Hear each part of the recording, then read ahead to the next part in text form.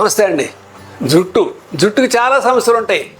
జుట్టు గట్టి పట్టడానికి చెప్పాను అనుకోండి, బాగా నుదులు బాగా గట్టిపడి ఎక్కువ కోలకుండా. కానీ కొంతమంది నా జుట్టు పిట్లిపోతుందండి, చిట్లిపోతుందండి, అంతాగే బిరుసు ఎక్కిపోతుందండి, అలాంటి సమస్యలు చెబుతున్నారు. వాటికి కూడా కామన్గా ఉండే సమస్యలే. మనం సరిగా ఆహారం మంచి తీసుకోపోవటం, కెమికల్స్ గట్టిగా ఎక్కువ ఉన్న కెమికల్స్ వాడటం, ఇలాంటి చాలా సమస్యలు ఉన్నాయి. చలికాలం ప్రత్యేకంగా ఈ జుట్టు చిట్లిపోవటం, బిరుస్తనం ఎక్కువ అవటం జరుగుతుంది. దానికి నేను మీకు ఒక మంచి ఆయుర్వేద చిట్కా ఒకటి చెప్తాను, తప్పకుండా దాన్ని ఆచరించండి.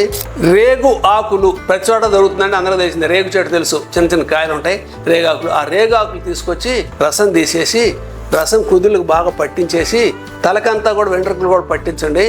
తలస్నానం చేసే ముందు స్నానరాజ చూర్ణము, ఏదో ఆయుర్వేదంలో ఇంటికి తలకు స్నానం చేసేటటువంటి కేశ చూర్ణం చేసి ఒక ½ గంట కనీసం ఉంచిన తర్వాత తలస్నానం చేయండి.